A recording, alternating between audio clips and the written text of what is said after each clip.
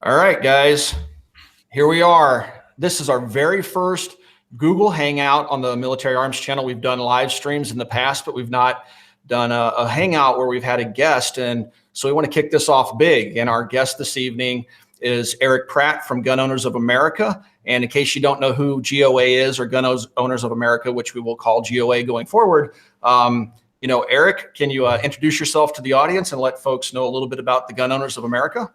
Absolutely. Well, Tim and Dave, thanks so much for having me here. It's great to be with you and all the folks that follow you guys. We love what you guys are doing, and we love your hardcore stance. You're doing a lot for the Second Amendment, so really want to thank you guys for that. Gun Owners of America, we've been here since for over 40 years. We were actually founded by a former state senator from California, one of the good guys from California, Senator Wild Bill Richardson. And, he got that name honestly. He may or may not have decked a couple people on the Senate floor. The guy's a hardcore, God-fearing man, and he doesn't like it when our rights are being attacked. So things would sometimes get a little rough there in Sacramento. Anyway, he founded Gun Owners of California. And out of that actually came Gun Owners of America. He was actually an NRA board member at the time, and he told the board, said, guys, we need a group that's not going to be squishy. And so he goes, I just want to let you guys know I'm starting another group. And they gave him his blessing to do it. And so he started Gun Owners of America. One of the things he wanted to do was to have a political action committee. GOA was actually the first one to do that, so we could hold legislators accountable and, even especially squishy Republicans, get them kicked out of office. So anyway, that's what GOA, that's how we were founded. We've been here for quite a while, had some very notable victories. I think one of the things we're probably most excited about is constitutional carry. I mean, you may remember back in the 90s, of course, it wasn't called constitutional carry, it was Vermont-style carry. Yeah. But Gun Owners of America was the first national gun rights group to even support Vermont-style carry. And we were pushing this hard. We started getting calls from state legislators saying, hey, will you help us? Because the other group on the block, other gun rights group, they're telling us that they're going to dock us and give us F ratings or downgrade us if we vote for this. So will you stand up for us? And we said, absolutely, we will. Back in the 90s, it was almost viewed as kind of by some, even some in the gun rights movement, as kind of a crazy pipe dream kind of thing. We certainly supported going from may issue concealed carry to shall issue, but always the goal was Second Amendment freedom, right. No infringements. And so now, of course, we call it constitutional carry. And now, you fast forward 20 years, I mean, we've got 14 states with constitutional carry. So that's really, I think, one of the most exciting things that we've had a chance to be a part of. That's outstanding. So I grew up in Kansas where we didn't have NFA items back then. We certainly didn't have concealed carry. That was really started by Florida, and it just kind of spread across the nation. And at the time, town by town, the laws could change on you. So you might be carrying a gun legally in your a firearm legally in your vehicle in, let's say, Lawrence, Kansas. But if you went into Topeka, well, now it was illegal. Now Kansas is one of those constitutional carry states, and they have NFA items. So we're seeing these wins that a lot of folks don't see. But that's an interesting point, Erich, and I wanted to bring something up about the fights in the states, because I see a lot of folks talking about, well, what's GOA done to help us in our state? I'm in Connecticut, and they're not helping us here. I'm in Massachusetts, they're not helping us here. I think what folks have to understand, it's not just GOA or even NRA that's capable of fighting those battles in every single state. That's up to people within the state. And I like how you guys work very closely, because one of the worst states in the union is California, as we all know. And we have Gun Owners of California very active there. And we at Copper have tried to support them because, honestly, as a retailer, it's amazing. 30% of our business was California, 20%? 20% of our business was California customers. And we've watched that get chipped away and whittled away as, Brown keeps signing more and more laws. But what I want to tell people, and maybe you can help articulate this, is that, really you can't look to a national rights group to fight every single battle for you at the state level, because the resources, just by manpower and by finances, it's just overwhelming. And so we really have to organize state level groups in those states where you're under a constant threat of new anti-gun laws passing, and then would GOA help them? And let's say I'm in Connecticut, I want to start a new gun rights group. I want to go to every gun show and set up the ability for people coming into the show to join GOA. Does GOA help folks do that, or do you guys have some outreach? I know you work very actively in California, but I mean, what do you recommend folks do at the state level? We do, and I think you put it well. I mean, obviously, it's an issue of manpower and resources, and we do our best. Really, what we do is as you were pointing out, we will work with local groups. California obviously is a sister organization to us since we grew out of them, but we are more than apt to go into states and help the locals that are there. I think of one of the recent battles we had getting constitutional carry in Idaho. The Idaho Second Amendment Alliance asked us to come in, and they had Larry Pratt, who then was executive director, come in and speak to a rally. But then they were keeping us updated, because we don't have the manpower to know everything that's going on all across the country and all the state legislatures. But they called us in when the time was needed. The bill was going to the governor. People really weren't sure where he was going to come down on it. He was being very quiet about it. And initially, calls were coming in overwhelmingly. The Bloomberg groups got involved. The calls were coming in overwhelmingly, veto the constitutional carry legislation. So they got us involved, and instantly that number jumped up and finally exceeded. We started getting more calls coming in.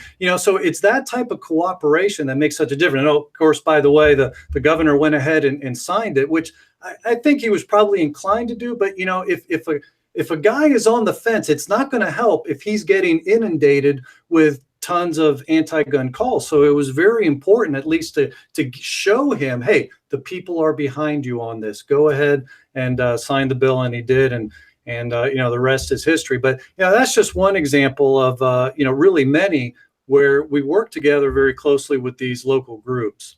So with regards to GOA, your primary focus then is working with elected representatives and trying to introduce pro-gun legislation at the congressional level, and also defending against new attacks on our Second Amendment rights. And let's take Representative Thomas Massey. He came out in opposition of NRA's great idea of trying to get ATF to basically legislate without the legislature and basically rewrite what a semi-automatic is, going from one function of the trigger to defining a semi-automatic by how fast it fires. And NRA went after him hard for that. That brings me back to one of the things I wanted to discuss is the NRA rating system and GOA rating system. I know that you guys have some differences in how you rate elected representatives. Can you talk a little bit about that? Because I know that it's important to a lot of folks when they go to vote, they look to these ratings, and I've seen representatives with very high NRA ratings that are staunchly anti-gun, and I never understood how that happened. Can you tell a little bit about how those rating systems work and how something like that might happen? We make our ratings public. If you go to our website at gunowners.org, you can easily see. Just look up your state, find your district. You can easily see what your representative or senator is rated, and we make those ratings.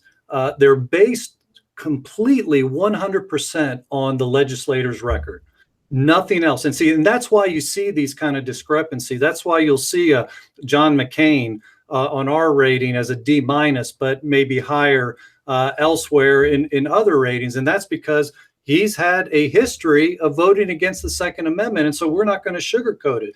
Right. Our idea is we're not here to represent Congress back to the people.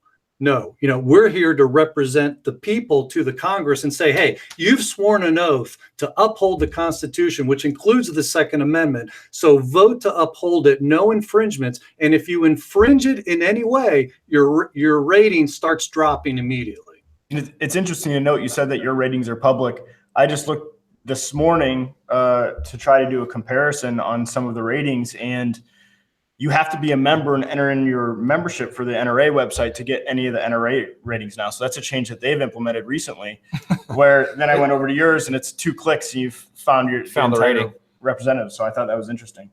Another thing that I find interesting in some of the comments that I've read. Now, I want to say that, I reached out to our Patreons because I didn't want to get inundated with too many questions, because we really only have about an hour or so here this evening. But I asked them for some of their input and asked them for some of the questions that they might have. And so I do want to get to some of the questions that the Patreons had. And then also, if we have some time, bring in some questions from some of the other viewers that are commenting right now on the live chat.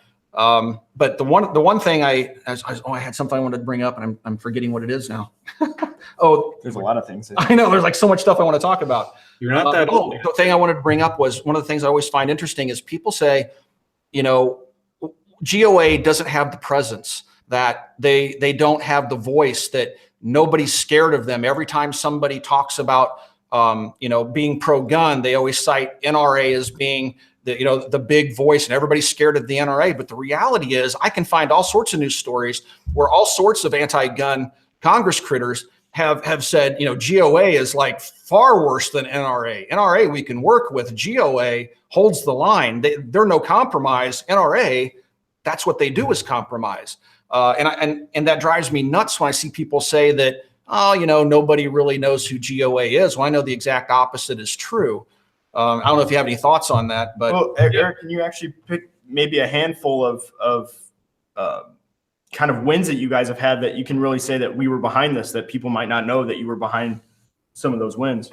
Absolutely. Well, take something that was rather recent, the no-fly, no-buy legislation that came up shortly after the very tragic attack in Orlando at that bar. And because this guy had been on the no-fly list or terror watch list at some point, from that sprung this legislation that if you end up on a no-fly list, therefore you're not going to be able to buy a gun. Now, there's a lot of problems with that. I mean, that's a gun ban without due process. How does your name get on that list? There's congressmen whose names get on that list. There's an 8-year-old boy on that who somehow ended up on that list. That there's no due process. You don't have to set your foot in a courtroom and your name can end up on that list. It's a heinous thing to then ban people. Well, anyway, enough said. Horrible piece of legislation. Gun Owners of America, this is one of the areas where we and the NRA parted ways. We opposed every single amendment dealing with no-fly, no-buy, and we actually won that battle. In fact, if you've been on our Facebook or Twitter and you've seen that video with Harry Reid saying the NRA is bad, but Gun Owners of America is really bad, well, he made that statement right after our victory on the no-fly, no-buy. So he was obviously very frustrated at us for that.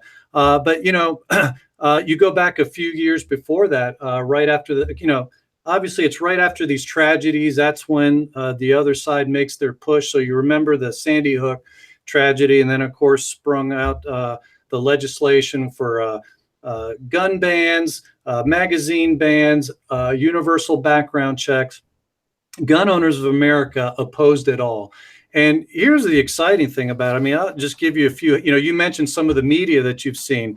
This is from Slate magazine. I mean, these guys are, full tilt to the left, right? The title was "Meet Washington's Other Gun Lobby. It loves guns even more than the NRA."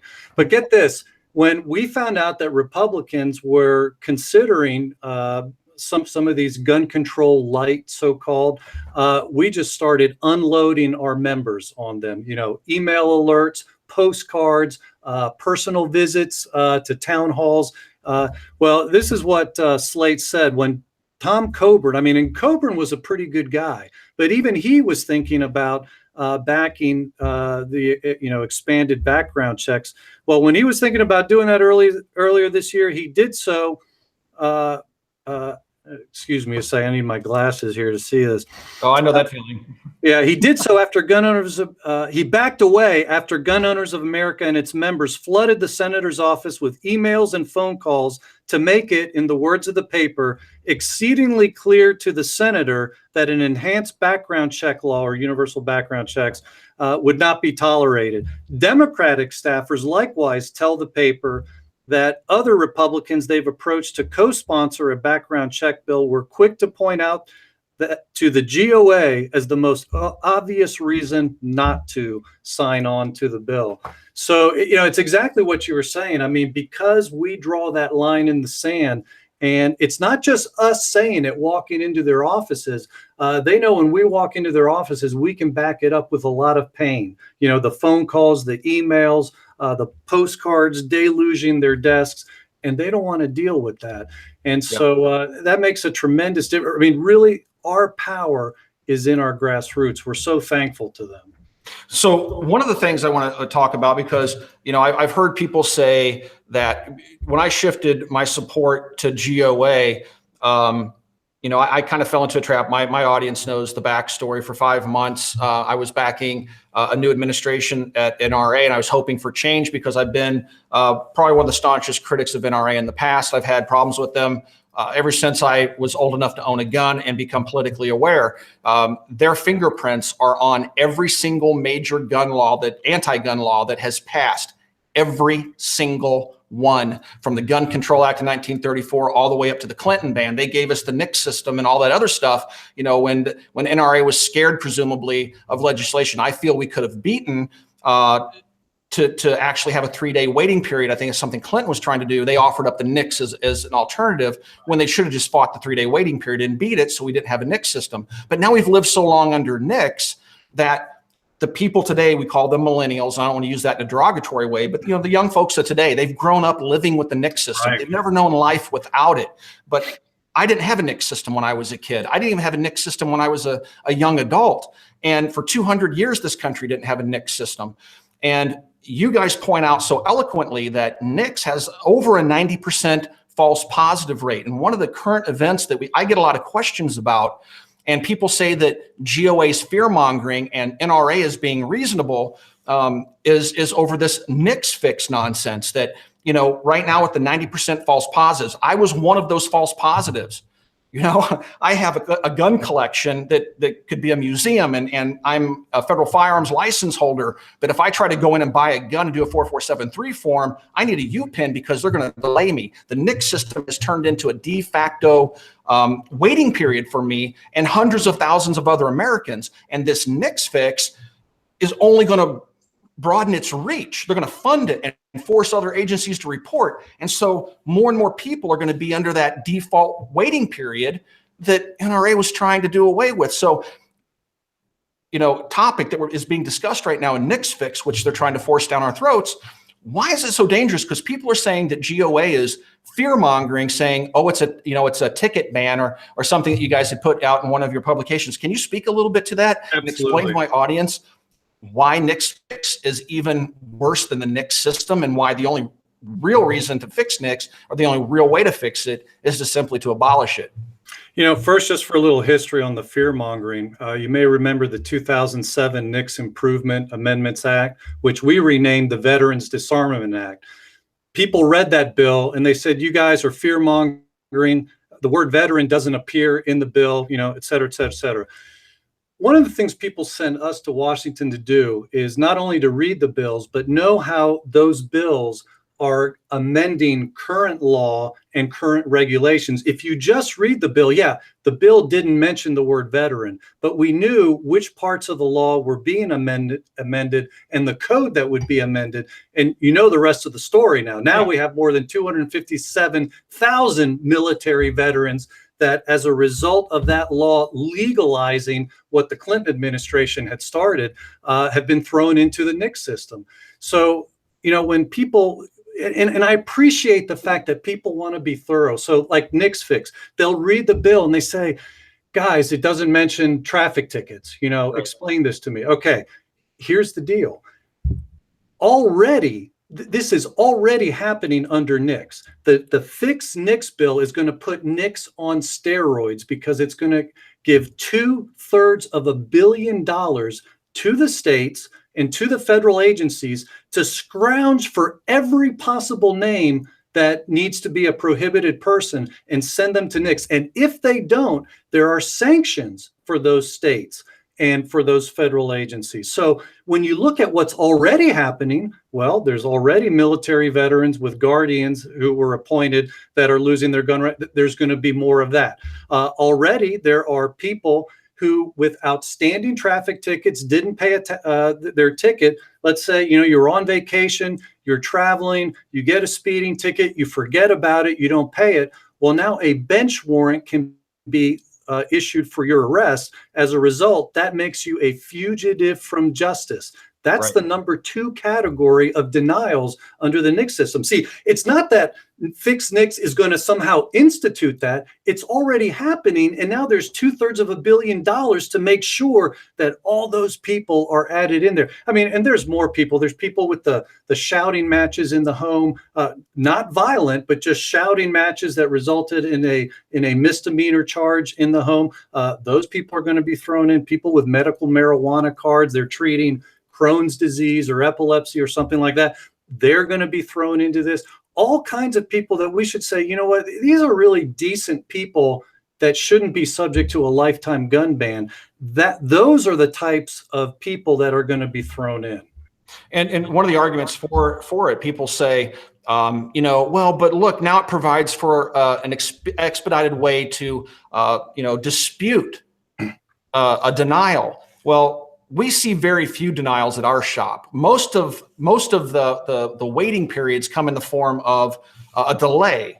And so I know so many people, including myself, that got delays over and over and over again. Like I said, that turns into a de facto waiting period. And like you're saying, now that you fund this thing, you're creating this monster. The people that are supporting it, I hate to say it, but if they get that through, I'm going to be able to say to a lot of you, I told you so when it hits you.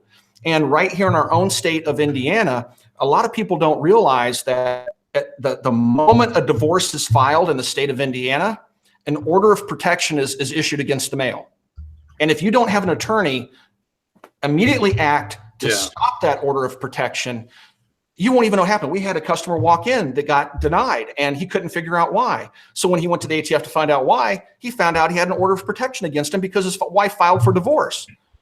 And, you know, it's those types of things that will broaden in scope, and it will bring in more innocent Americans that are guilty of no crime and punish them and make them have a waiting period. But they're saying, hey, well, the good side is it gives us a mechanism for disputing it. How does GOA feel about that? I mean, is that truly an upside? It's actually making existing law worse. And see, here again is where people have only read the bill and they haven't compared it to existing law. The statutes at large, sections F and G, say that, first of all, the FBI has 5 days to tell you why you were denied. You know, and I'd be interested to hear y'all's experience with that. I mean, we hear from a lot of people, you know, who've been waiting months and months and months. So already that part of the law has not been open, and that's 5 days. Okay. Mm-hmm. Then secondly, when the Attorney General is notified, this is section G under the statutes at large. When the Attorney General is notified that there's a record in the NICS system that's erroneous, the Attorney General legally shall fix that immediately. That word immediately appears several times in section G. So currently, under the current law, you have a 5-day notification and an immediate change. Now, the provision that you're talking about, section 2.2 of the fixed NICS bill, says 60 days. Well, tell me which is better, 5 days and immediately, or 60 days. See, 60 days is actually making it worse. And here's the worst part of it. You know how earlier we were saying there's sanctions in the bill against states and federal agencies that don't cough up every name? There's no sanctions against the FBI or the Attorney General if they don't immediately fix the problem. You see how diabolical this is? And I realize people are hungry, to try to fix the problem. This is not going to fix the problem. I would say currently any denial appeals, I would say average of probably around 90 days before guys actually get answers and access. See, they're already disregarding the law, and there's no sanctions in the bill for the FBI for, I mean, at least if you were going to do kind of an apples to apples and have sanctions for the states and federal agencies that don't cough up every name, at least have the same kind of sanctions for the attorney general. But no, it's not in there. Right. And see, and I know you won't say it, but I will. And that's the travesty of the fact that the NRA is basically lying to its constituents, saying, oh no, this really makes it better. You need to support it because if you do get caught up in the system, we're providing you a mechanism to fix it, when in reality, it's making the mechanism worse, and the government isn't following the law anyway. Right. It's just like people say, well, federal law says you can't have a national registry of gun owners. It's illegal. We register gun owners at our gun shop. Every gun shop in America does. It's called a 4473 form. When we go out of business, guess what happens to them? They get mailed to the ATF, and guess what ATF does with them? They know every single gun you've ever bought. But they're breaking the law. Nobody holds them accountable. And that segues into another question that I have about the whole bump stock thing. Once again, people are being lulled into thinking that, NRA says, let's just get rid of them. They're no big deal. And they want ATF to make the changes to the definition of what a semi-automatic is. But I don't think people fully understand just how dangerous it is when you give a bureaucracy the power to legislate with no oversight. Use the IRS as an example. When the IRS was targeting conservative groups, they were caught red-handed doing it, and they had to testify before Congress, and they made this big, spectacle out of it. Yet nothing ever happens. Nobody's ever punished. There is no oversight to these agencies. They run rogue. They do whatever they want. ATF wakes up one morning and says, you can't import machine gun barrels anymore. We don't care about the guns. It's the barrel. The barrels are bad. We just arbitrarily decided you can't bring barrels in anymore. And that's the danger of what NRA has done by saying, hey, ATF, ban bump stocks by redefining semi-automatics. Your thoughts? And I know I don't want to make this a war against NRA, but this is the back and forth because your position is completely different than theirs. Well, we just posted an alert on our website encouraging people to give their comments to the ATF. And basically the comments entail this question: should the definition of a machine gun be applied to bump stocks? Now, for starters, we would say, look, even considering this is unconstitutional. Again, what part of shall not be infringed don't you guys understand? So right. Even there, it should be off the table. But look, even legally speaking, let me, and I don't want to get too geeky and technical, but Federal Code 26, U.S. Code, Section 5845B. Okay, here's the definition of a machine gun. Any weapon which shoots, is designed to shoot, or can be readily restored to shoot automatically more than one shot without manually reloading by a single function of the trigger. I mean, your list knows this, right? The definition also includes any part designed and intended solely and exclusively for converting a weapon into a machine gun. Well, under none of that language there could bump fire stocks in any way be classified as an automatic firearm. I mean, because you're still firing one round with each individual pull of the trigger. I mean, and honestly, what this is all about, and you've alluded to this, it's really the camel's nose under the tent. I mean, before Nevada happened, there's 545 representatives and senators. 534 of them had no clue what a bump stock was. But many of them are excited. Like Nancy Pelosi said, I hope that a bump stock ban leads to more gun control. That's really what this is all about and what people need to understand. And, and I know you guys have talked about this very well. There is no standard rate of fire. There is none. So, all the legislation that you see in the Congress dealing with bump stocks focuses on a device that accelerates the rate of fire. Well, my goodness. I mean, if that's the case, any gun part or accessory, I mean, even a magazine, you can see a future, God forbid, Oprah Winfrey administration. Oh, Lord. looking at this and saying, well, compared to putting in one round at a time, a magazine sure does help increase the rate of fire. Well, Right. certainly it does. I mean, you see this slippery slope that we're on. If an agency can unilaterally just start banning items, which it has no authority to do, we're in deep trouble. So we have these. We have an alert that's up on our website. It's at the top of gunowners.org, and you can click there. We give you a brief explanation of the problem, what's happening, and then you can click and you'll go right to the Federal Register page where you can give your comments. And I know, some people probably think, well, what good is that going to do? I mean, this is an unelected agency, and that's true. I mean, I will grant you that. However, just a little history. I'll remind you, remember what happened with the MA-55 ammunition when the Obama administration tried to reclassify it as armor piercing. We raised, along with other gun groups, a ruckus and generated more than 300,000 comments, and they backed off. And so if that can happen under an anti-gun administration, all the more I think we can have an effect. And by the way, that's going to be our next step. First it's getting people to generate comments to the ATF, but the next step is going to be, okay, now we got to contact Trump and say, hey, you need to rein in those boys at the ATF. Yeah, and I think that's an important point to make, guys. Please go by the Gun Owners of America's website and read that alert and follow the link and urge fellow gun owners to go and make comments. Now, they have some pre-written text there. You can use your own or use theirs if you're uncomfortable writing it. But guys, I can't impress upon you enough how important it is that we use this comment period, because ATF has to respond to every comment, and that bogs them down. That's how we stopped a lot of things in the past, is through this comment period, because it overwhelms them and they finally just shelve it for another day. We can stop it that way, at least temporarily. What we need to have happen is we need, if they're going to go forward, which the anti-gunners are, they're going to try, if ATF comes back, because they've already ruled 4 times, there's nothing they can do. Under the current law, there's nothing they can do to restrict bump stocks, which does nothing to modify the function of the gun at all. I can bump stock, I can bump fire a rifle off my shoulder, I can bump it from the side, and I can hook my finger through a loop on a belt loop on a pair of pants. Are they going to make me serialize my belt loop, or I'm going to have to tattoo a serial number on my finger and pay a $200 tax for it because I can do that? But anyway, guys, last time I looked, there was like less than 1,000 comments.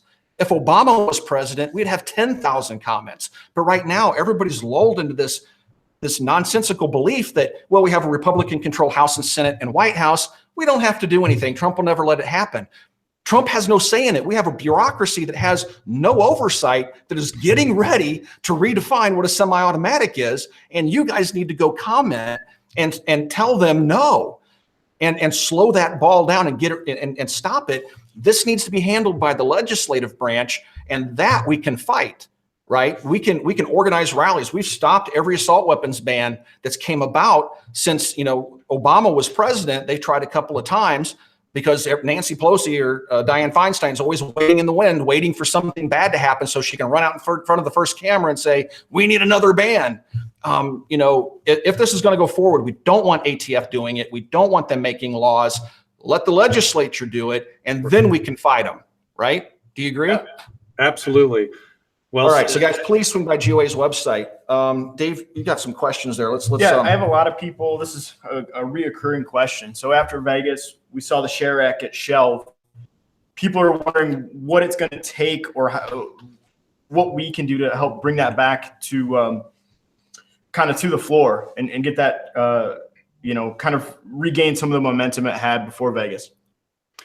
Yeah, I think it's going to take, putting pressure on Congress, on the representatives, on the leadership. I mean, unfortunately, we've been very busy fighting a defensive battle, right? And it's an important defensive battle. I mean, we're fighting fixed NICS, but so it makes it difficult when you've got a lot of issues on the table and one is really steamrolling at you. I mean, you have to face the battle that's there.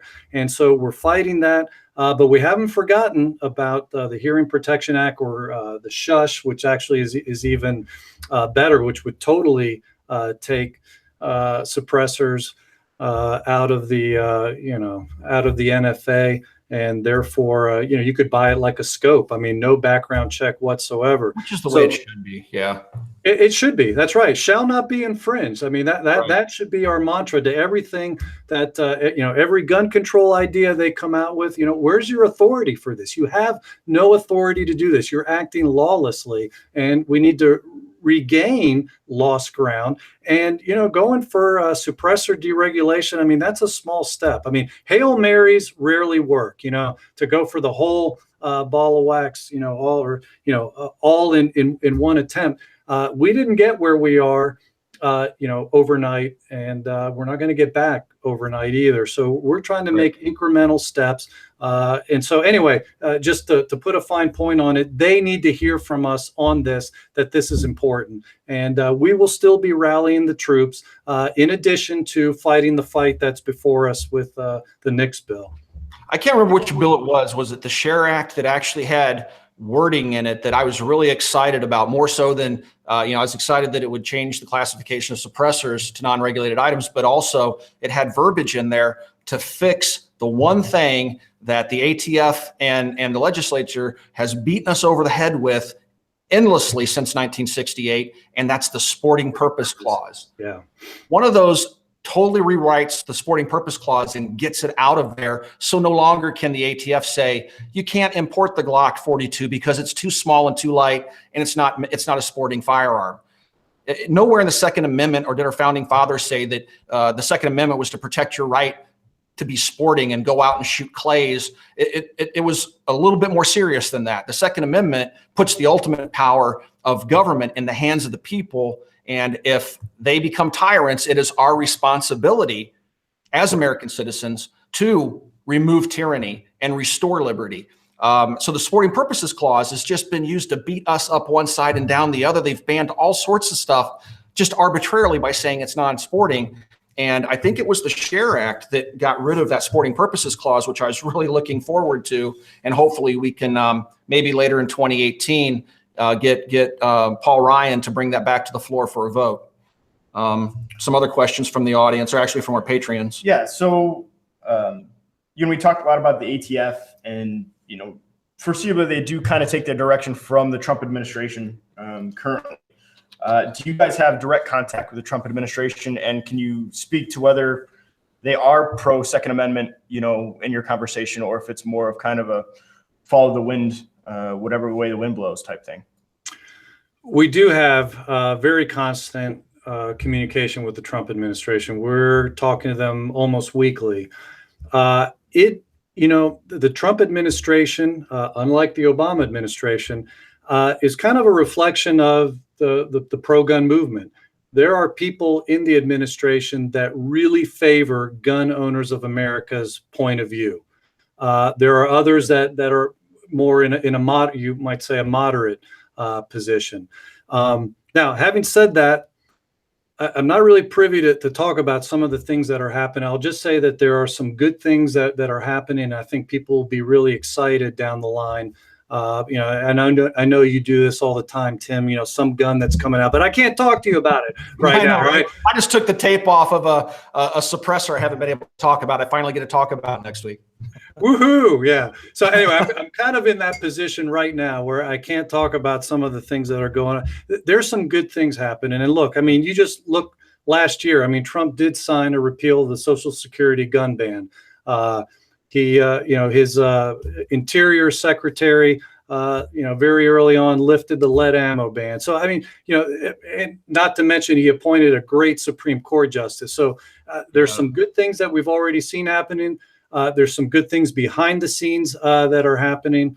So anyway, that, we'll be talking about that later as things develop. Well, I'm looking forward to hearing what's going on, because I could certainly use an upshot, because I'm so tired of fighting Nix fix in this bump stock ban, which is far more obviously than what it appears to be on the surface. Dave, you have another one? Couple questions on, if you guys have seen a significant increase in membership since the bump stock, controversy. Are you guys, seeing kind of a spike in memberships come through? Yeah, we post have. tragedy in Vegas. And people getting re-energized, and certainly, Tim, you've had a hand in that quite dramatically. You know, offering people a special membership deal, and people have jumped on that, and so we greatly appreciate that, because really, the more people that we have with us, the louder voice that we have in Washington. Now, having said that, I don't want us to fall into the trap of thinking that we need a majority to affect change or to win battles. I mean, we've just been talking about how, heck, you go back 20 years, it was only GOA advocating for constitutional carry. Well, then Vermont style carry. And look, here we are today with all the gun groups in support of it, and we have 14 states. So, even when you're in the minority, you can still win battles. With Obama as president, we worked with Senator Tom Coburn to get the national parks gun ban repeal into a credit card industry reform bill that Obama really wanted to sign. And so he went ahead and signed it, even though it had that repeal in there. So all that to say, I mean, there's things that can be done, even though, we don't have the 51% majority. Does it help to have that? Sure, absolutely. And we're trying to get as many members as possible. But we're still winning a lot of battles and making a lot of change, even with the troops that we have.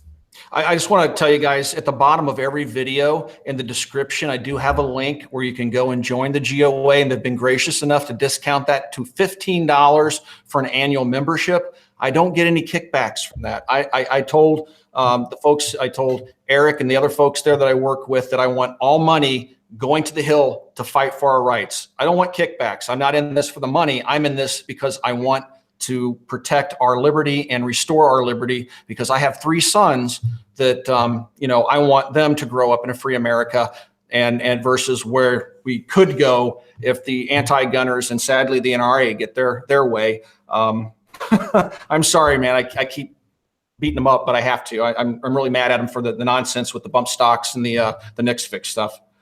So, all right. I can't resist, man. I'm sorry. We got another one? Oh yeah, I got a few here. The process of fighting, working up a fight in the Supreme Court, does it require a sacrificial lamb, kind of somebody to actually bring suit against? How does that work of the process of something like that working its way up to the Supreme Court, and how do you guys go about supporting and picking and choosing? With a lot of, and here again, you've got Gun Owners of America is primarily a lobbying organization. We do have a foundation, and our foundation does some good work in the courts. Some of the cases we're taking all by ourselves. With a lot of the other ones, we're jumping in and assisting them. And that can be a very important thing. For example, in the Heller case, which of course everybody knows about, 2008, monumental decision. But it's interesting. We had an amicus brief in that case, and USA Today wanted to do, they always do their pro and con on any particular issue. And so anyway, they contacted us. They wanted to do the pro Second Amendment piece, and of course they were going to take the other position. But they told us the reason they chose GOA is they had read through all the briefs. I was pretty impressed to hear that, actually.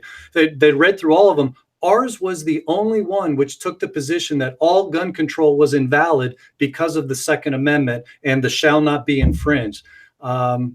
That's maybe both sad and exciting. I don't know. Right. It's sad that we were the only pro-gun brief making that explicit point. But anyway, that's what we're bringing to the table. That's what we're bringing in the courts. And obviously, we don't have the resources to be involved in every single case. We've been involved in some that have been victorious, like Heller, like McDonald, like the Wren case last year, which was the DC case. Striking down the good reason requirement for carrying a firearm in Washington, D.C. And, we've won some even at the Supreme Court. So, we've been active. Would I love to be more active? Yes.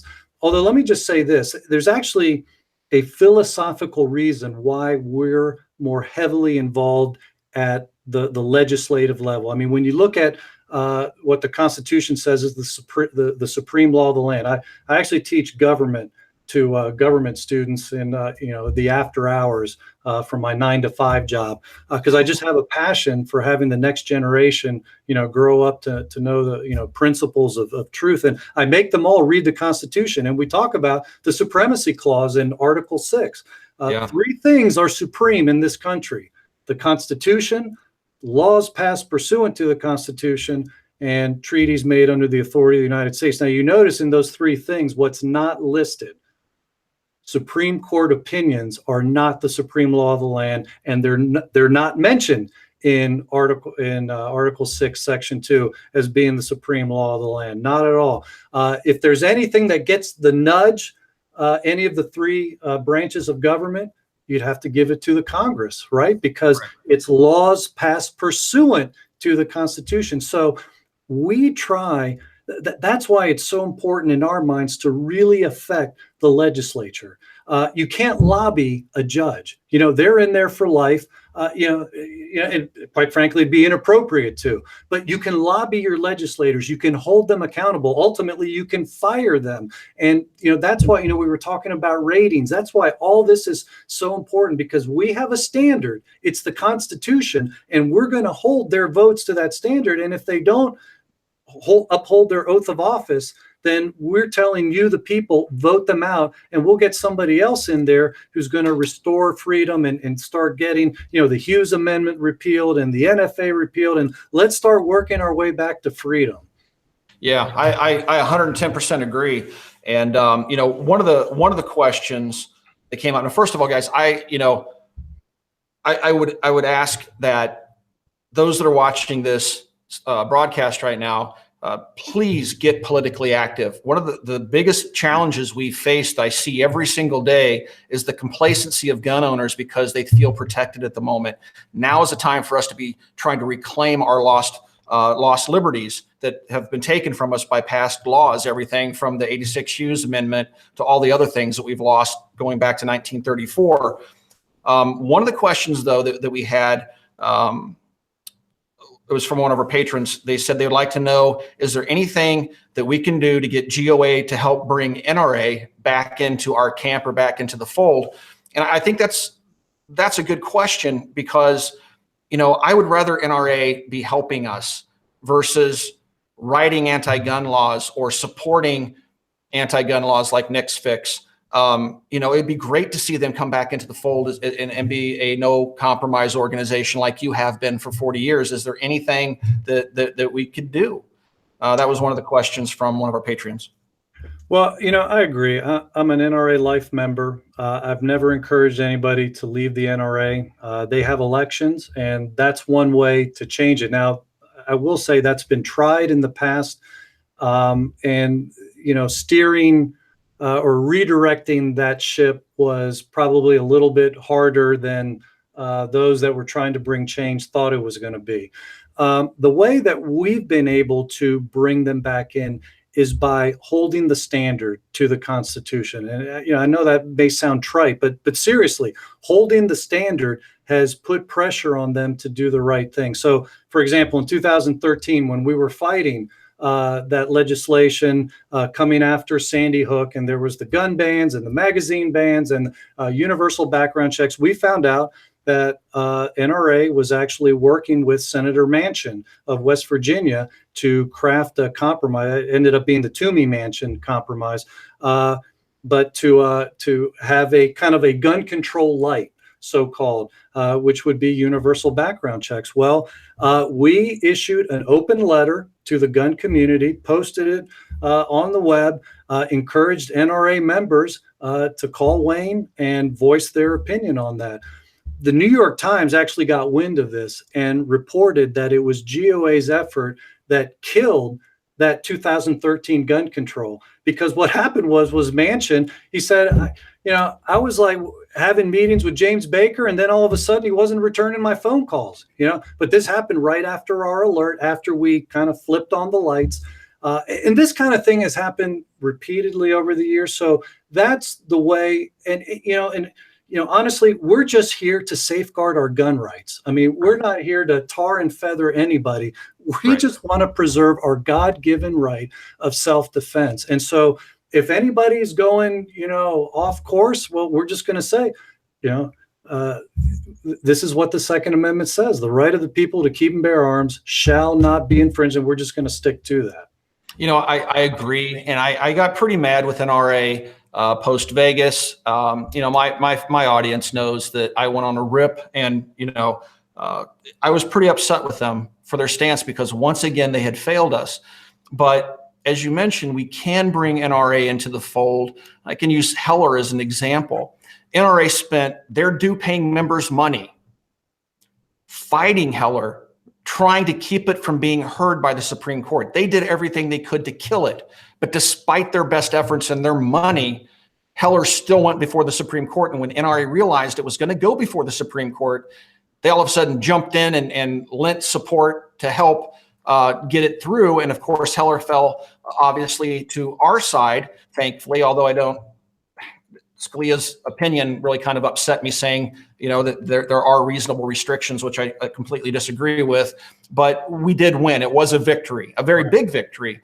And but NRA was opposed to it for so long before they finally decided, because other groups were pushing for it and fighting for it, that when it finally was going to go for a vote, they realized they had to jump in and help out. So they did, they were brought around. And then sadly, at the end, they claimed victory for everything and didn't mention anybody else.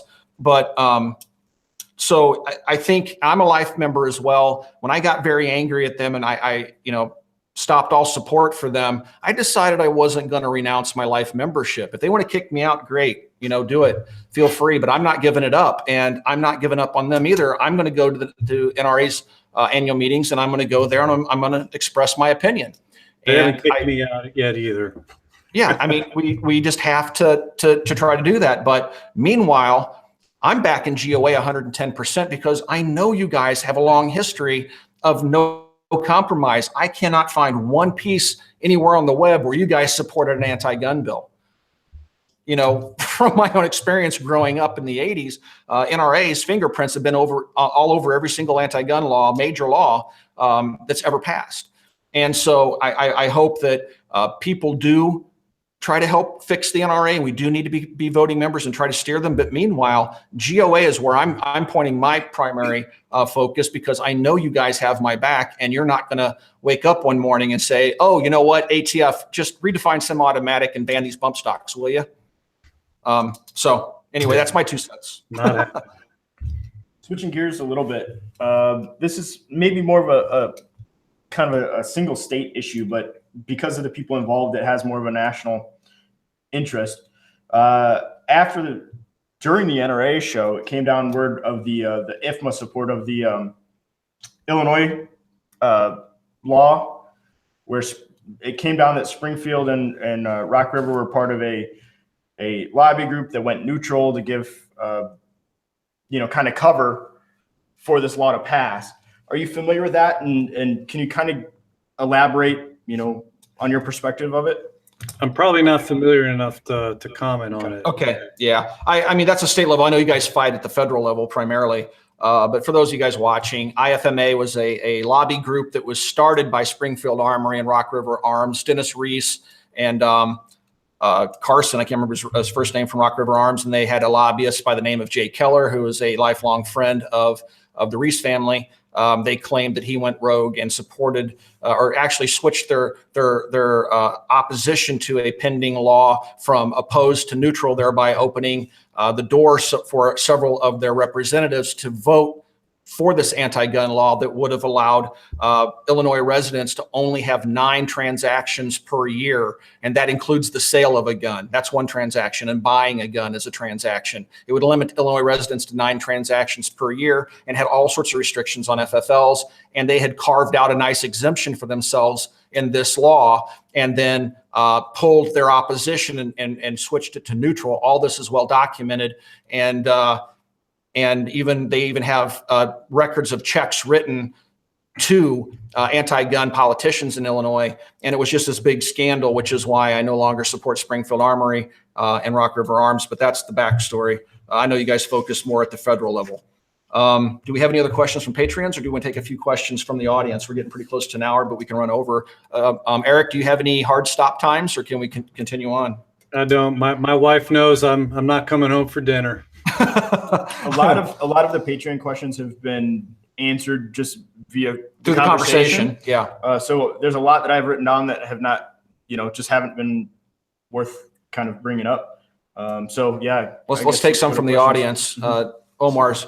So a really good question that I saw in the comments was a gentleman from Europe who donated 10 euros, it looks like. And he says, thank you. What can British 2A supporters do to help other than move to the U.S.? I think that's awesome that somebody who doesn't even live in our country wants to help us with the Second Amendment. You know what? That's not uncommon. I get a lot of emails from folks from Canada, the UK, and stuff like that follow our American politics, and they say, never give up your Second Amendment rights. This is what they've done to us in the UK. This is what they've done to us in Australia. This is what they've done to us in Canada. Fight, fight, fight. How can I help you Americans fight? And that is the most amazing thing.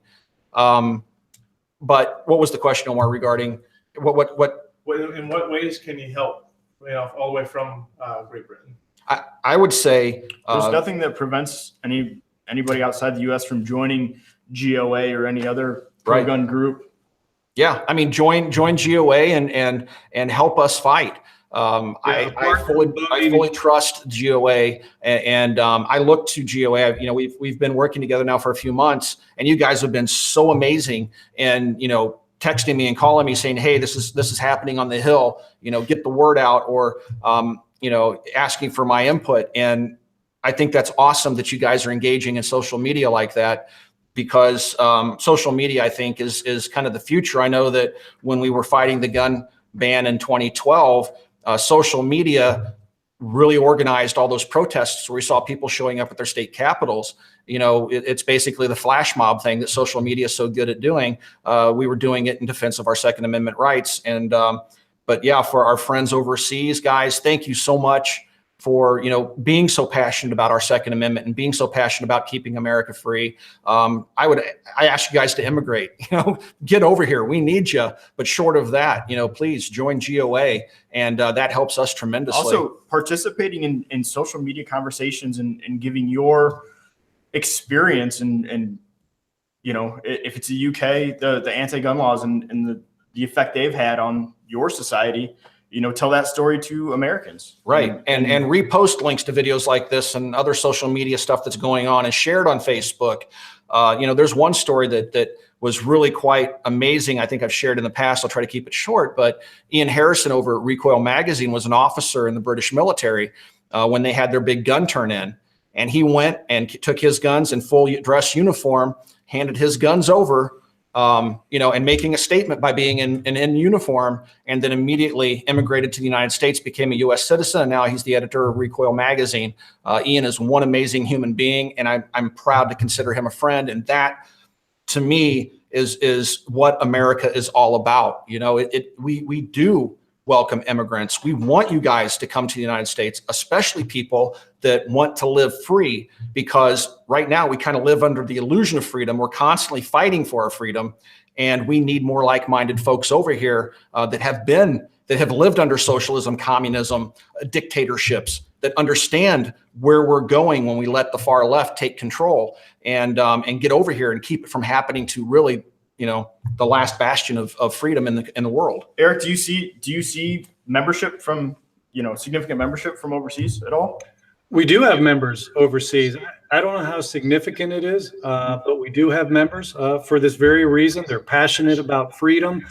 They like what we're doing. We even had a Jack Sparrow lookalike who yeah, I think he's, one of these guys that goes around and, like an Elvis kind of thing. But anyway, he made some statements about GOA, positive GOA. But no, we do have members. And I think what you were saying about social media is fantastic, because we've seen, whenever people are sharing their stories from overseas and what they've seen, in terms of, here's the warning, here's what we're dealing with in our country. I think that's very powerful, and I think those are stories that we need to hear. Absolutely. So Do we have any more questions from the audience? Guys, have you taken any notes? We have a gentleman here whose name is Formal Descent, donated $5. He says, what's a good way to get other college-aged people to understand their human / civil rights, civil liberties, and support the right to self-protection in New York or other states like that? Were you able to hear the question, Eric? Yeah. Start a Second Amendment gun club. Our director of communications, that's what he did when he was in college. He started a Second Amendment club, and it would bring up issues to discuss. Also had training, times of training, things like that. But he would invite in speakers. In fact, that's how we initially met. He had me go down there and speak to the group last year. I know Larry Pratt spoke to several college campuses around the country. I've done the same. So inviting us to come and speak, I already mentioned, I have a real passion for the next generation. First of all, I have 11 kids myself, so I'm Dianne Feinstein's worst nightmare, okay? Because they're all passionate. My adult children carry, they give me things like holsters for my birthday and stuff like that. I mean, so, they're obviously headed in the right direction. But, we have a passion for the next generation. Even if, we're not going to be here, we still want those coming after us to enjoy the liberties that we had. And so, I love going to college campuses. And I went to one campus and debated one of the survivors of the Virginia Tech massacre. That was a lively debate, polite but quite lively. But we got incredible feedback on that. I was in an audience where 80% of the kids were against me. But we heard back later that by us being there and presenting the pro-gun arguments that they were, in fact, the reports we got back was that they were frustrated. They were stymied because they didn't know how to answer, what the points that we were making. So anyway, things like that, we are more than happy to do. We want to help the next generation understand our most basic God-given rights. I think you and I are on the same page there, and Dave is as well. Being a father really changes your perspective. And a lot of my activism centers around the fact that I want my children to inherit my gun collection. I want them to be involved in the gun shop at some point, and I want to pass that tradition on because firearms are a good thing. Firearms are something that help define we as Americans because it's putting the ultimate power of government in the hands of the people. And to that point, you go and speak at college campuses, but I would urge pro-Second Amendment students to organize groups. My own brother-in-law, who was an engineering student at Purdue University, he was very active while he was in college. And you can do things like you said, start a Second Amendment group, get the conversation going, invite people to come in, take other students out and have shooting events, take them to local ranges and get them out. And every single person I've ever taken out that was on the fence or even on the anti-gun side, once we went out, had an afternoon of shooting and came back and went to dinner and talked about things, they had a completely different view. They weren't as anti-gun. Maybe they weren't going to go out and buy one tomorrow, but they started to see our side of the argument. And when you start to talk to other demographics, like we had the shooting in the gay nightclub, and then we saw a whole bunch of folks in the gay community coming out and buying guns all of a sudden, where before they were anti-gun, but they realized, the ultimate responsibility of your own safety falls upon you. The police are only minutes away when seconds count. You're the first line of defense. If you're in a mall and something goes sideways, you're the first line of defense. If you're a teacher in a classroom, yes, I'm a radical. I think teachers should be able to carry firearms. As crazy as that sounds, they're the first line of defense. It's like a nightmare of mine thinking I would be a teacher sitting in a corner holding my students and praying that the gunman doesn't kick in the door and shoot the children I'm holding because I have no way to defend them, right? It's just one of those things that, like you, I'm very passionate about, and I'm in this because I do want to make sure that the next generation of Americans, I leave this country in a better place than I found it. And the only way we can do that is to be politically active and fight for our rights. That fight will never end. And there's no single gun law. that the anti-gunners will accept an outright, complete and utter ban. If you think you're going to appease them by saying, okay, you can have bump stocks here, okay, you can have, a 10-round magazine capacity limit over here, and you think you're appeasing them, you're empowering them. And every time they get a victory, it inspires them to reach for more. They're never going to stop. They're playing a long game. They know if they continue the strategy of the death by 1,000 paper cuts, in the end, they win. So we can't give them those little victories. We can't give them bump stocks. We can't give them magazine capacity. We can't give them anything. The only thing I want to hear from an anti-gunner uttered from their lips is, here's all the freedom we've stolen from you. You can have it back. Otherwise, there's nothing to discuss. Anyway, I always get off on that rip. The original about college campuses. I too went to Purdue. A good place if you're looking for like-minded people, look at the intramurals, because a lot of colleges have intramural shooting teams, trap and skeet teams, even fishing clubs. You're more likely to find like-minded people and go to meetings, go to an event. Yeah. There and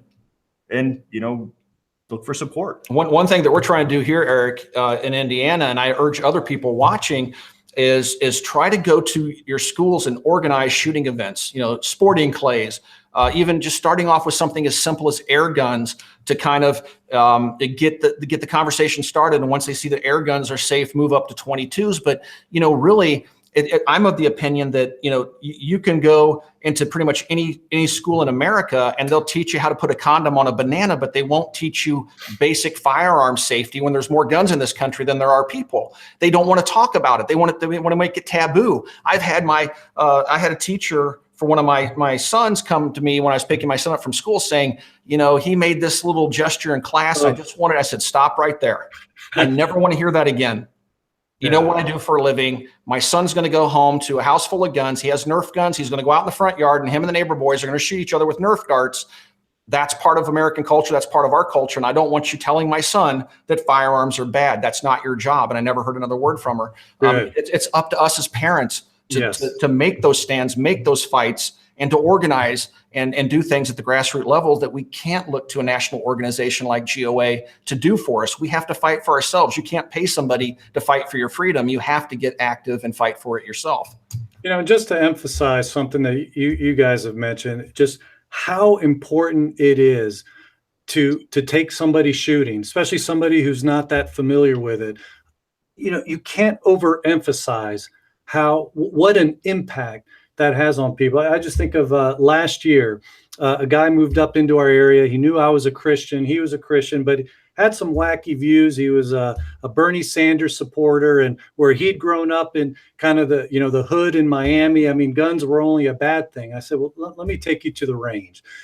He got, of course, I went through the firearm safety rules with them. And, if you guys have ever taken a newbie out, I mean, you know how this goes. They get excited and they start turning around. Like, stop. Didn't I tell you, muzzle always towards the target, and then finally they get it, so you have those kind of, it's like having babies. I mean, there's going to be some diaper changing going on, but, he got so excited about this. He actually joined the range. He went on arms list and bought an MP, met a guy in the parking lot, bought his MP, got a concealed carry permit. He goes to the range constantly. He signed up with GOA, he'd be like, hey, Eric, I saw you on Facebook Live, nice job. But, now that he has skin in the game, now that he owns a firearm, he has a concealed carry permit, now what a difference. Now he's really engaged. And so, taking people down that process of just, the first step is just getting them to the range. You just can't overemphasize how huge that is. I agree. And the mainstream media has worked overtime trying to demonize firearm owners. They make us out to be wild-eyed killers, and we're old white racist males, and that's not the firearms community. Go out and shoot with any one of us. We welcome everybody. I don't care, what your skin color is, if you're, white, yellow, red, black, if you're gay, straight, undecided, none of that matters to me. That's what freedom is. You have the right to live free and do what you want. And part of that is defending yourself and not letting people that are bigoted attack you. You don't have to be a victim. you can take charge of your own destiny because you are an American and because there is a Second Amendment, and you can defend yourself and your loved ones.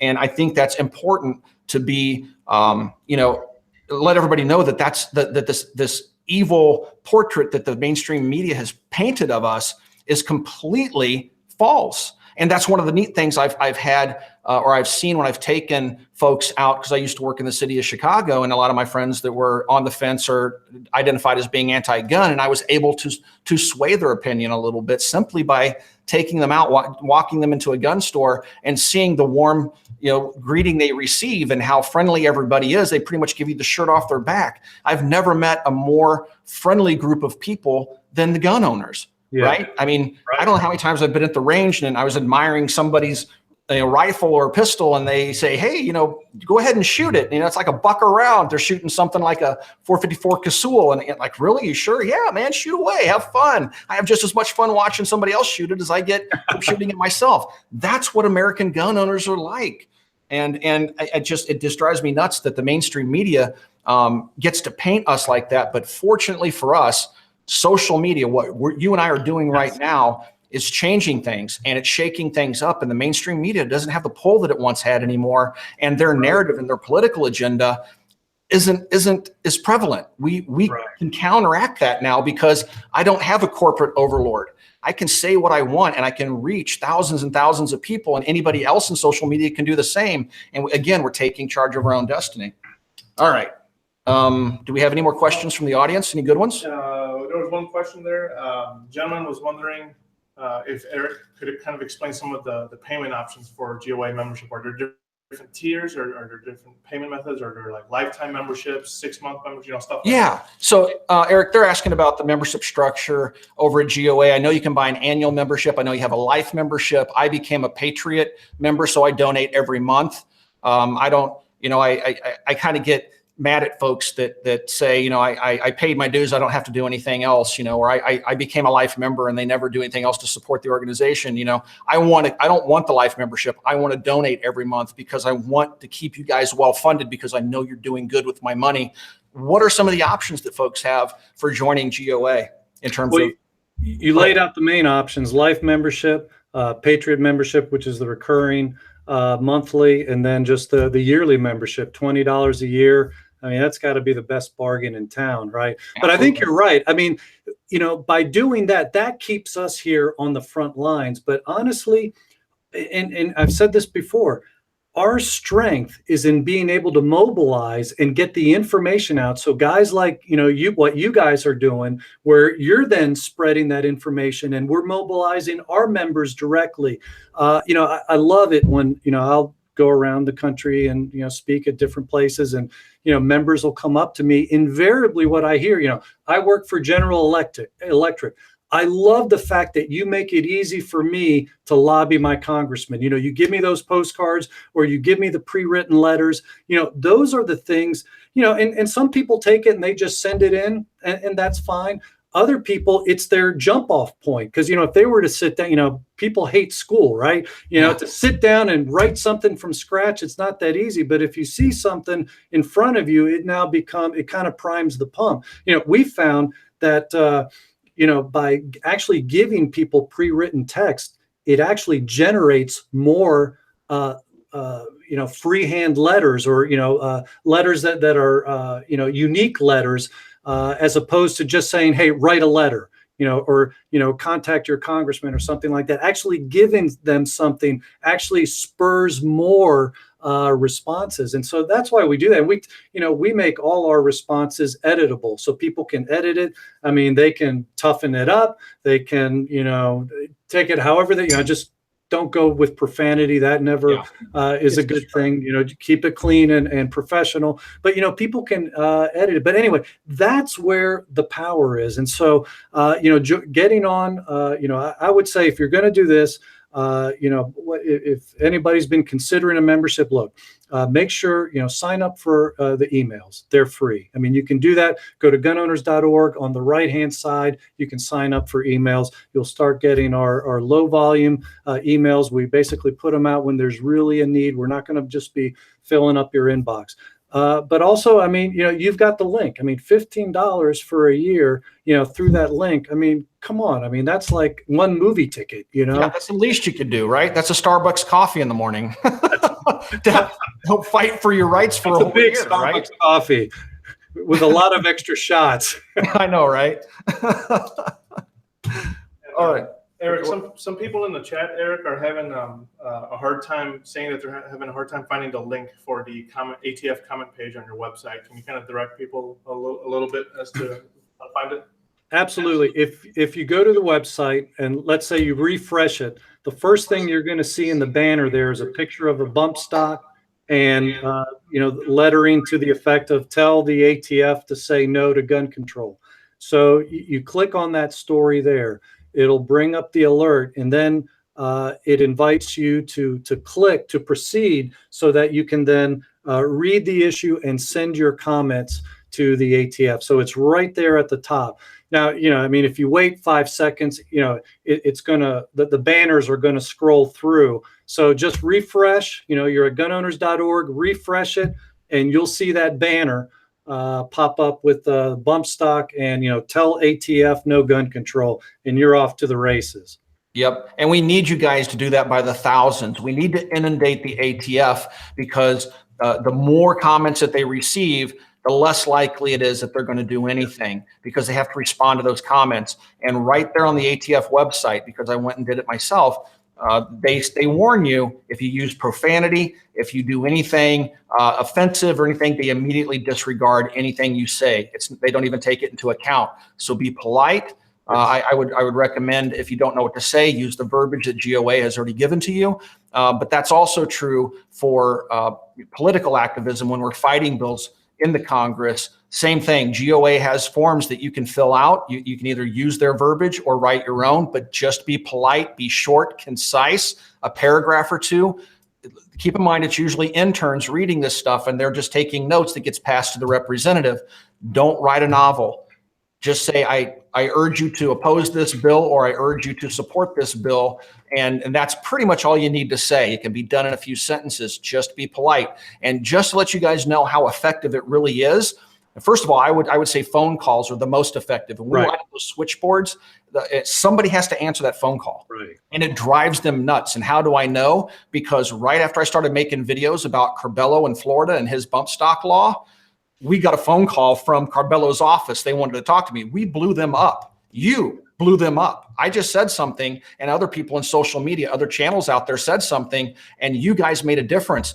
You guys freaked them out. They didn't understand what was happening. They were overwhelmed, and that's what we need to do. We were seeing tons of comments that the office was just hanging up on. Yeah, people. we got lots of people, Right. sending me emails saying it's so funny. I just called and first thing I said is I want to urge him to oppose, and click, they hung up on him. And they said, what should I do? I said, call him 10 more times. Yeah. It's working, right? So it does make a difference when you write those letters, when you make those phone calls, or you send those faxes if you're still stuck in the 90s. Do something. Don't just assume that GOA is going to fight all your battles for you. You guys have to get up, and at a minimum, GOA has made it so simple for you guys to contact your congressman or contact ATF. It's right there. Just please make use of it and repost it, share it. Keep in mind those ATF comments. We look at them, assume they're all comments that are saying we don't support this. Right. There are comments in there that say we support this, and Yep. collectively we have to outnumber them. Right. We have to have more. We have to be a stronger voice. The conversation we're having right now, the Moms Demand Action and the Bloombergs and their cronies are having the exact same discussions, and they're sending ATF their own comments. Mm-hmm. What was that, Omar? Someone in the chat actually mentioned that they went to go leave their comment and they saw a bunch of comments in favor of gun control on that link page. Right. See, so Omar was saying that one of the commenters said that they're seeing all sorts of comments in favor of gun control on the ATF's page. So guys, it's just absolutely imperative that you do that. Go there, comment, and urge others, and post it to your personal Facebook pages. Talk to the other social media guys out there that aren't talking about politics, the gun tubers, and say, hey, where do you stand on this? Can you make a video? Get everybody talking about it, because that's how we're going to stop this stuff. Eric, I have a quick question that's kind of related to this. So, we definitely encourage, with the ATF comment period, of putting those comments forward. kind of urged people to do the opposite with the White House petitions that were started under Obama. Do you have any insight to whether those are even looked at or even considered anymore? I don't have any insight specifically on that. I mean, I think the website still says that if you hit a certain number, I think it's is it 100 grand? It's 100,000. Yeah. Yeah, 100,000. They have to respond. They don't. Oh, I'll tell you right now, they don't. We in social media had a repeal the Hughes Amendment petition going, and we went well over 100,000 signatures, and no response. Months later, and there's no response. I think I heard a rumor that Trump was going to try to kickstart that again and do something with it, but under the Obama administration, they set it up, but it was a placebo. People went there, and it really became aggravating because people were they're reposting this. They're sending me emails saying, "Hey, Mac, tell your audience to go sign this petition." I'm like, no, write your congressman. Forget the petition. Nobody cares. Nobody's looking at that. You don't just do a petition and think that you've done your job. So get on the phone, call your congressman, and send those emails. That's the only way you know for sure your voice is being heard. Nobody's paying attention to those whitehouse.gov petitions. It's just it's a placebo dead site. All right, are we good on the questions, guys? Do we have anything? No, nothing major I've seen pop up. Nope. Are we good? Oh, the Colby versus. Well, he talked a little bit talked about about that at the beginning. Not directly about the Colby versus Hogan case and bringing it up again, but he did talk about resources and where they're best put forth. So, I mean, we can retouch base with it with the specific case in mind. So we had a question early on that was, do you guys intend to bring up the Colby versus Hogan case again? We were involved in that case. Sadly, we lost that case. Therein again lies the trouble with judges when, you've had Obama for 8 years, he got rid of the filibuster rule, Harry Reid did, so that they could pack the court with judges. And, it has an impact. So you take these cases, you're kind of gambling. And if you lose, it's really throwing good money after bad if you're just going to say, okay, well, we're going to bring it back again. And I'm talking about the courts. Much different situation in the legislature, because in the legislature, you actually can hold people accountable. So, let me say this. I mean, we're always going to look for good opportunities in the courts. I mean, we haven't forgotten about Maryland, but honestly, when you have if you have the same judges there, it's really not going to help. You're going to have to look for some other route to go about this. And I would say this, while we're talking about, how to help some of the people who are behind enemy lines, in occupied territory, Maryland, New Jersey, New York, Illinois, California, a clean reciprocity, clean constitutional carry reciprocity bill. When I say clean, in other words, it doesn't have the Nix fix part in it, but right. A clean bill also helps you guys who are in occupied territory, because the Hudson bill allows you to get like a Utah permit and be able to carry in your own state. So there are efforts afoot to try to help you guys, but it's a battle. Yep. And I would urge those that are watching, don't accept the NRA's line that, national reciprocity is good, but so let's just take the fixed NICS along with it. No, that has to stop. I don't want fixed NICS. So let's try it again. Let's push through a clean bill, like Eric's saying, and we can do that. We don't have to accept compromises. Compromises get us nowhere. Every compromise, well, first of all, it's a misnomer to think that we actually have compromises. All we have is a surrendering of rights. A compromise implies that both parties get something of equal value. All we do is give up our rights, and I'm sick and tired of it, and I don't want to do it anymore. So let's not compromise, and let's make our voices heard. If everybody watching this right now and 10 of their friends just made their voices heard, we could get a clean, well, maybe I'm over exaggerating how many people are watching, but you get the idea. We could get a clean national reciprocity bill through, which would allow, people behind enemy lines to be able to get that Utah permit or that out-of-state Florida permit and be able to carry in their own state. And there wouldn't be anything that their state could do it because it was something done at the federal level. And let me just say, if people are there at our website, we have alerts there in that top rocker banner where you can find alerts opposing NICS fix in the Senate. but then also encouraging senators to pass a clean reciprocity bill. So all that's there. We have the pre-written language to make it easy for you to contact your senators. And by the way, they especially need to hear from you. Republican senators need to hear from you on fixed NICS, because a lot of them have bought into the idea that this was an okay thing. And, Right. they need to hear, we've had experience with this in the past where Republicans have introduced dumb things. And I remember several years ago with a gun control bill that was introduced by Orrin Hatch, who's now retiring. But we were able to get 7 of his co-sponsors to bail and jump off his bill. He's never forgotten that. So that's the kind of power that the grassroots can have. It wasn't us going to those senators alone saying, get off the bill. It was the fact that they were sending postcards and emails and phone calls. That's what made the difference. Absolutely. Is there a good process to decouple those and pass a clean HR 38, or is it going to have to come as a new bill?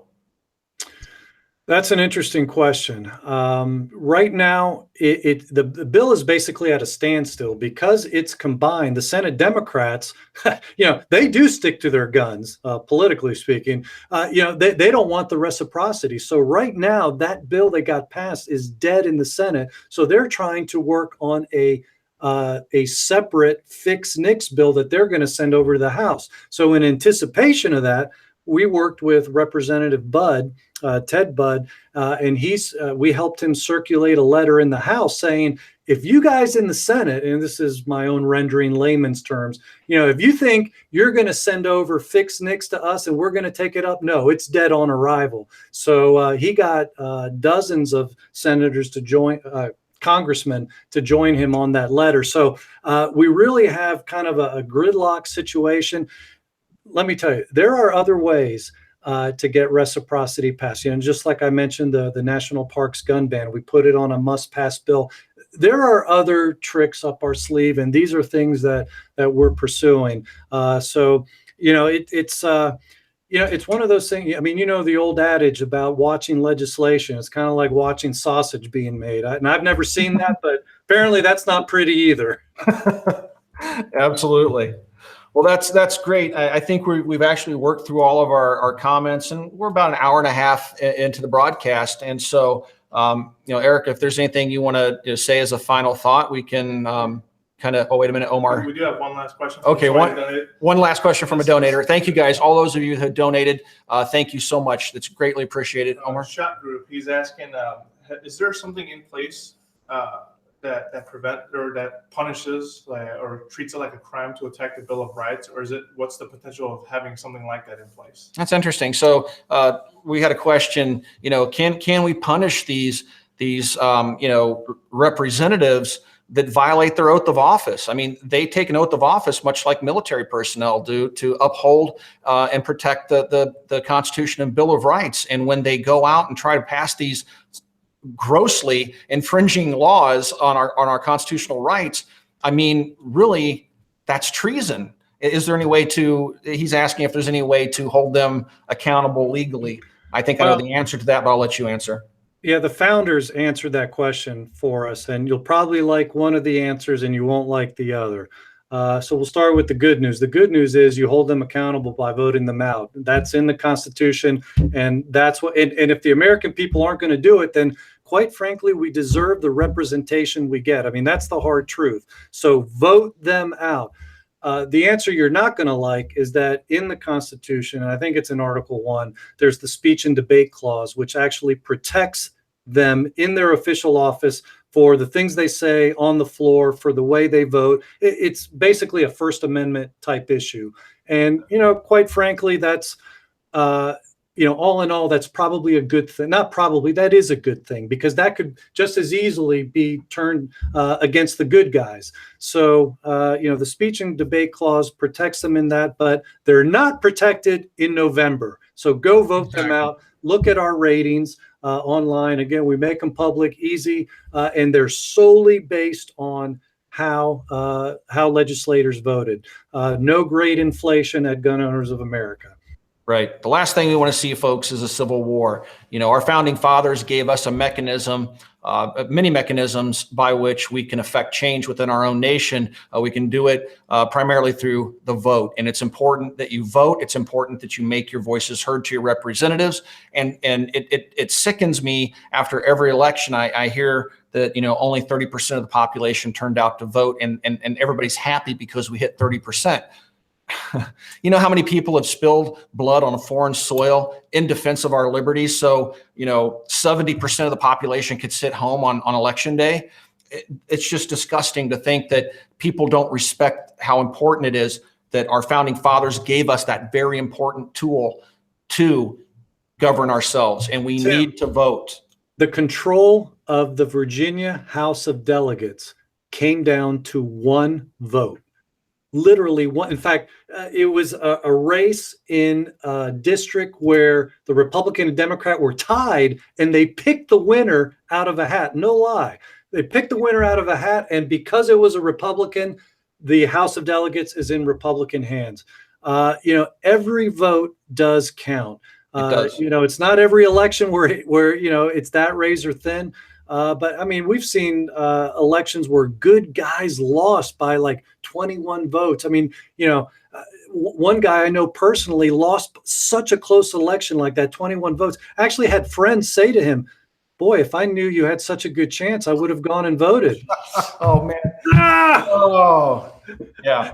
It is important, guys, and not just at the federal level. Don't forget, it's important to vote at the state level and even at the local municipal level. I mean,